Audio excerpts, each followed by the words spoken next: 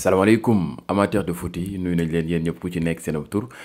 ak seen sant xibaar tey jii 28 avril 2025 ci wàllu tàggat yaram 28 wala 29 est-ce que jumuma 28 la non 28 la dama xaw a xiif nag ndékkeeguma mu ngi noone démb dama fanaan nekk ci job bi métti finis nag mujjuma lekk dara dama xiif. lépp ngir yéen quoi pour jox leen xibaar yu wér te wóor waaye dara bañ leen a rëcc mu ngi noonee ci football mondial africain ak sénégalais ak européen lépp lañ leen di tegal ci table bi. arbitre du Barça ak Inter bi wàcc na kan lan war a doon am Liverpool dinañ ci wax sama club olympique de Marseille nga xam ne Paris Saint-Germain 10 rek ñu koy xeebantal mais il a fait une belle saison yooyu yëpp dinañ ci ñëw benn par benn en tout cas. Marseille daal c'est une équipe boo xam ne nii il mérite beaucoup plus de respect quand même beaucoup plus de respect démb nag Liverpool gars yi jël na 20e titre am ci loolee di Premier League et c'est historique battre na recordu Manchester United. United n'est plus le club le plus titré en Premier League foofee ca Angleterre kii ëpp li mu jël loolee di Premier League bi du United léegi jamono ji Liverpool la moo am 20 Manchester United am 20. mu ngi noonu Liverpool dans l'histoire de la Premier League 20e titre de champion. Manchester United n'est désormais plus le club le plus titré en d'Angleterre avec 20 titres de champion. Les Reds rejoignent les Red Devils et marquent de ce fait une énorme page du football anglais. Première saison d'Arne Slot depuis le départ de Jürgen Klopp et premier titre de champion, ce n'était plus arrivé depuis 2020. C'est fort. 2020 la Liverpool gëj a jël loolee ñu naan ko mën naa ni Premier League. Arne Slot nag première année mu jël loolee di Premier League ba fa Jürgen Klopp jógee après nag da doon ovationné Jürgen Klopp di ko way loolu mooy reconnaissance. Jürgen Klopp da ko bâtiral lu am solo mu ñëw construire base la ko defar rek maanaam fondation la ko defar rek mu ñëw acc yéegal yoggu première war a door deuxième troisième quatrième jëm kaw déwén daal xam naa ni Liverpool dina doon club bu mag a mag. Ils ont fait une belle saison li ñuul ci soo bi taqal mbir mi mooy que Ligue des champions bi ñu teel a toog te ñëpp jàppoon nañ ne ragaloon nañ sax Liverpool jël ko armada offensive bi ñu yore ak milieu de terrain bu équilibré bi ñu yore défense bu soudé bi ñu yore mu ngi noonu en tout cas c'est une très belle équipe. beneen très belle équipe bi mooy kan Olympique de Marseille Olympique de merveille ku ko faralul rek damaa jàpp ne yow mi daal non dundoo football quoi. mu bëri nag ñu may xas naan ma paasan yow moom da ngaa neex noo fi mën a bàyyee Barça Real bàyyi fi ay City ak United moom bu ma kenn tuddal bàyyi fi yeneen club di topp ay comment dirais Olympique de Marseille yéen maanaam da ngeen a xamul li ma dugal ci Olympique de Marseille da ngeen a xamul exactement luy amour. moo leen waxee ne benn club ci club yi sosoog yëpp benn club rek ma mos a jooyloo jooyu xol quoi malgré tuuti romañ toq na muy Olympique de Marseille. à part équipe nationale Sénégal ci wàllu football Marseille dama mës a indil émotion boo xam ne mosuma koo yëg ci football Marseille te match boobu Marseille la contre Koke ñu naan ko Salzbourg Europa League demi-finale oh là là retour ba moo tax Dimitri Payet aw ma fayam man ndeysaan mu ngi noonu daal ay ñoom André Pierre Signac Barada ndeysaan génn na àdduna le Marocain non mais du n'importe quoi mais yàlla baax na démb nag Goury moo triplé l'Algérien mais bicyclette bi mu dugal loolu leneen la non ce jeune il est très talentueux man moom je l'aime je l'adore ba mu ñëwee Marseille dama ne recrue bi gën a baax ci Marseille mooy kii ñu am nii non seulement vie Marseille dina ko mën a dund nag c'est un Algérien yamaatuñu foofu ADN Marseille dina ne ci moom quoi loolu du yomb pour mu difficile pour mu dund foofee kookee di Goury il a fait hier un excellent match permettre Olympique de Marseille gagner ce match par la marque de mën naa ni 4-1 mu ngi noonu en tout cas kontaan nañ daal ci moom kontaan nañ ci moom waaye gars yi Rudiger nag propre dëkkam di Allemagne nga xam ne fa lay football noonu mën naa ni ñoo koy critiquer danoo am lu leen metti ci comportement Rudiger ci match contre kooke ñu naan ko mën naa ni Barça ci coupe du roi bi ñoom nee nañ kii waru leen a représenter kii warul représenter seen dëkk te ñoom am na lu leen metti trop nee nañ dañ ko war a bannir ci football seen équipe nationale boobee boo dootul représenter seen équipe nationale ñoom am na lu leen metti ci kookee di Rudiger Anthony Rudiger est vivement critiqué dans son pays l'Allemagne où on réclame qu'il soit écarté voire banni de la sélection kooku di Rudiger nag jamono ju ñu toll nii mën naa ni dëkk ba ñu bëri dañoo bëgg sax ñu jëlee ko ci équipe nationale boobee dootu football nag comportement bi mu wane contre kooku di Barça ci coupe du roi bi ñoom da leen a métti ne dañ ne genre nit yi warul du représenter seen dëkk. Rudiger risque gros en Espagne où il pourrait être question de plusieurs mois de suspension et peut-être même plus encore dans son propre pays. moomee nag mën na am ay suspension yu métti yu mën a nar a am foofee ca Espagne ba si sax dëkkam mën na fa am ay suspension je pense que mu ngi noonu la fédération allemande de football devrait le suspendre à estimer l'ancien milieu de terrain moomee nag du ko bu doon moom mooy sélectionneur du ko woo ci 2 matchs Ligue des Nations yi daf koy bàyyi à côté mu ngi noonu l'attitude de Rudiger est une honte nee na nag loolu gàcce la ni Rudiger taxawee ca match contre Barça le sélectionneur doit se demander si un tel homme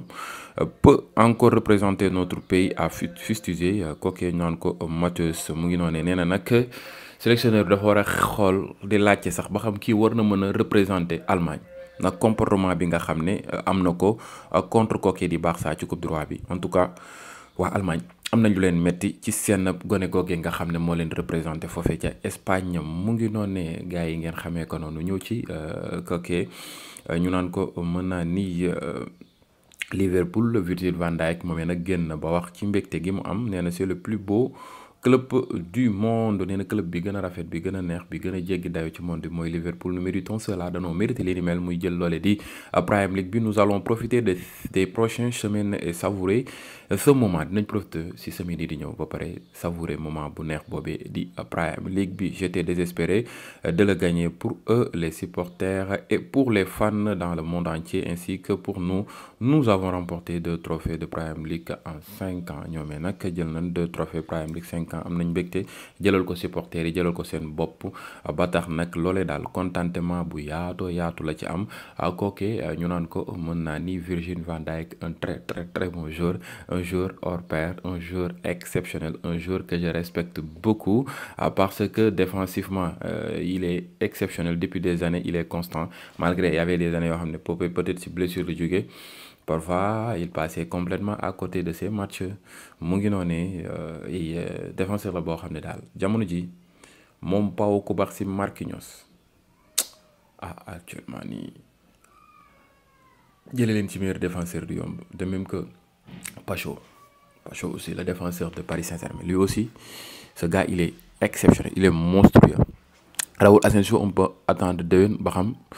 Constance dina ko continuer déwén nag li mu def ren bu ko continuer déwén mën na intégrer ci rang meilleur défenseur yi ci saison bii di ñëw incha allah ñu ngi xaar nu mu nar a demee ak nan la naka la un très très bon défenseur lui aussi tamit très costaud am fulla am caractère ci boppam Ramos rek la may fàttali Raúl Asensio mu ngi noonee xaw ma nag dina ko continuer ou pas mais bu ko continuer moom mën na jàppale Real Madrid bu baax a baax kookee di Raúl Asensio. ñëw ci match bi nga xam ne kookee di Sporting dóor na ko. mu ngi noonu par la marque de 5-0 kooku di Boavista mais dañ cee ràññee ab joueur boo xam ne ñu naan ko Gyökeres gis nañ depuis saison ba mu commencé ak léegi il fait de grands matchs il marque de jolis buts il marque beaucoup de buts il a marqué beaucoup de buts beaucoup même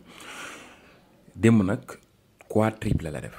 4 bi la dugal kooku di Gyökeres permettre Sporting d'or waaye Gyökeres moomee vient de marquer 4 bi pour le Sporting contre Boavista 52 buts en 48 matchs avec le Sporting cette saison. Les 2 derniers matchs de Gyökeres en Liga portugaise, quadruplé contre Boavista, triplé contre kooku di Moreirense 52 buts pour le Sporting en 2024-2025 Gyökeres daal jamono ji yaramam tàng na te soulier d'or bi moom la bëgg dem jëli ji mais soulier d'or bi du maanaam nombre de buts maanaam bii ngay am toute compétition confondue nga koy amee non bii ngay am ci sa ligue rek nga koy am ci ligue bi maanaam ligue bi ngay jouer mais tamit dafay dépendre ci ligue bi ngay football bu dee ci 5 grands championnats bi foofu ngay gën a amee 1000 chances pour jël loole di mën naa ni soulier d'or mën nga ko jël aussi feneen fu dul 5 grands championnats yi 5 grands championnats yi mooy Ligue 1 Premier League Liga Bundesliga ak loolee di Liga mooy 5 grands championnats yi léegi championnat yi nga xam ne moo yemamaay muy championnat Belgique championnat Portugal ak Hollande si je ne me trompe pas mu ngi noonu léegi nag bu dee 5 grands championnats yi seen coefficient mën naa ni 2 la 2 la comme nombre de buts yi ngay dugal dañ koy multiplier ak 2 yooyu noonu pour nga am si ay points pour points yooyu noonu ci la ñuy dépendre pour mën la jox loolee di mën naa ni soulier d'or bu dee championnat bu yemamaay bi mooy bi topp ci 5 grands championnats mooy Portugal Pays-Bas ak Belgique coefficient bi 1,5 la nombre de buts boo dugal dañ koy multiplier par 1,5 léegi bu dee championnat yoo xam ne nii rang inférieur yi la mooy gën a ndaw yi mooy ay ñoom Écosse ak yooyu ñoom seen coefficient 1 la nombre de buts ngay dugal dañ koy multiplier par 1 nga mën ci am ay points ci loolu ngay dépendre léegi nag boo xoolee par exemple kooku di Gaïa Goretz comme par exemple du ma ne Gaïa Goretz sax dinaa ñëw si Gaïa Goretz boo xoolee bu dee championnat Ligue 1 wala Premier League wala mooy grand championnat yi ku fa am lu tolloog 30 buts dañ koy multiplier par 2 boo ko multiplier par 2 60 points lay doon léegi keneen ki nga xam ne moo nekk ci championnat bu yamamaay mu am 40 buts yooyu noonu boo ko multiplier par 2 80 points lay doon kooku foofu daal lay mën a rawee kookee boo ko multiplier par 1,5 du moins 60 points lay doon kon ñoom ñaar ñooy tolloo ay points malgré kii moo ëppale ay buts léegi nag ki nekk ci championnat bu yamamaay bu topp ci 5 grands championnats yi bu amee lu tolloog 45 buts bu ñu ko multiplier par 1,5 mooy romb ki nga xam ne moo nekk championnat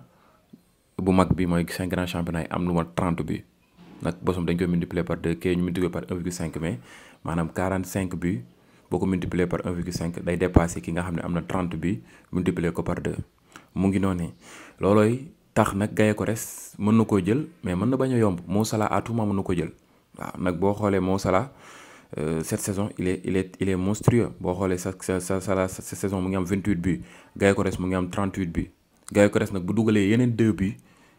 ci di les saison bi Mo Salah dugalaatul Gaïa Goretz moom mooy jël soulier d'or bi nag boo xoolee boo amee 40 buts boo ko multiplier par 2 boo ko multiplier par 1,5 du moins da lay jox 60 points Mo Salah 28 multiplié par 2 je vais calculer nag actuellement 28 multiplié par 2 ça te donne 56 kon Gaïa Goretz dina ko ëppalee lu tolloog 4 points kon Gaïa Goretz moom mooy jël soulier d'or bi soulier d'or bi nag ci ay points moom lay dépendre kon ñi nga xam ne dañuy jàpp ne Gaïa Goretz dafay ñëw rek jël ko noonu wala ñi jàpp ne Mohamed Salah moo nekk 5 grands championnats moo koy jël noonu lépp dafa am ay charte yi nag moom laa leen tegal noonu pàcc par pàcc j'espère que comprendre ngeen nu mu demee kon nag Gaïa Goretz moo nekk position actuellement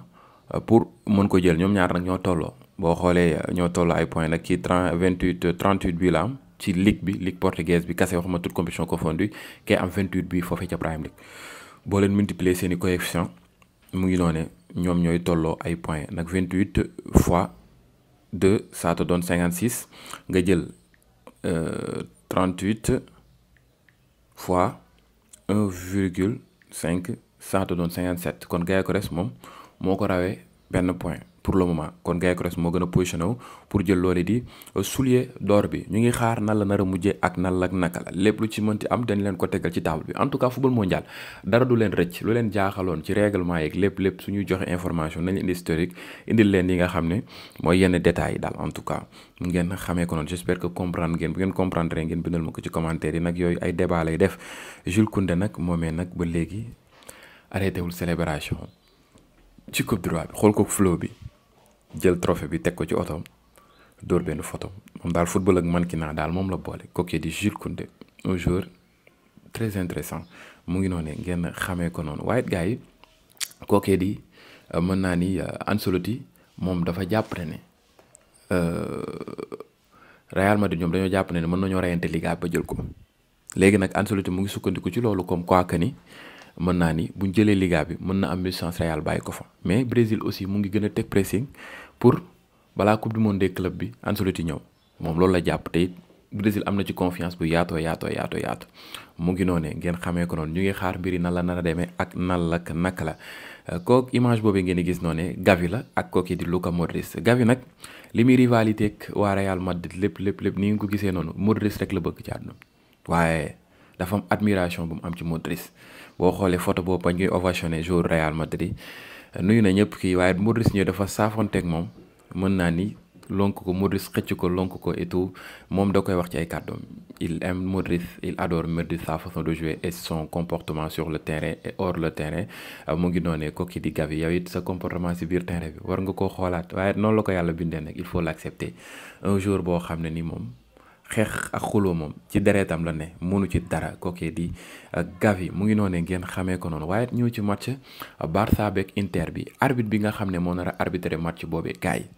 moom la ñuy wax Clément Turpin nag bu ngeen ko déggee c'est un français moom nag yàgg naa arbitrer Ligue des Champions te it yàgg nañ koo gis muy arbitrer match Barça moom moo niroog Trossard am na benn match bu Arsenal doon football moo ko doon arbitrer ànd ak Trossard di dox bañ naan magu Trossard la wala bàyyi Trossard la alors que non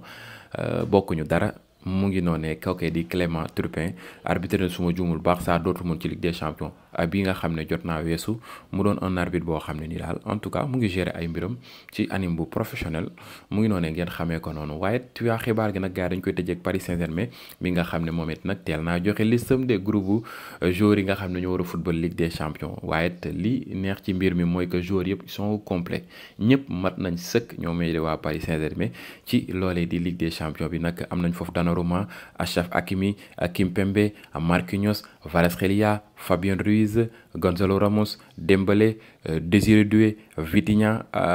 Lee Kang mu ngi fa Lucas Hernandez mu ngi ci biir kooku di Mayulo mu ngi ci biir Nuno Mendes mu ngi ci biir Barcola mu ngi ci biir Pierre-Emerick mu ngi ci biir waaye yamaatuñu foofu kookee ñu naan ko mën naa ni Beraldo mu ngi ci biir Safonov mu ngi ci biir Ibrahima Mbaye mu ngi ci biir Pacho mu ngi ci biir Arnaud Tenas mu ngi ci biir João Neves mu ngi ci biir mu ngi noonee gars yi ngeen xamee ko noonu loolu moo nekkoon xibaar tey jii 28 avril 2025 ci wàllu tàggat yaram képp koo xam ne nag yaa ngi may seetaan te fekk ne abonné goo suma chaîne YouTube lan ngay xaar maa ngi lay jox lépp nag abonné ngay like maa ngi nii wàcc sonn ndékki sax defaguma ko mënumaa nelaw normal di leen jox xibaar gi nag dee leen like dégg nga waaw mu ngi noonu en tout cas bëgg naa ci yéen kontaan naa ci yéen yéenay samay xarit yéenay samay wéttal yéenay samay àndandoo su ma toogee defuma dara daal su ma jàkkaarloog yéen rek ngir war leen a jox xibaar rek samay problème léppay dem waaw kon nag bëgg naa ci yéen yàlla na seen jàmm yàgg jaa ngeen jëf sama gaay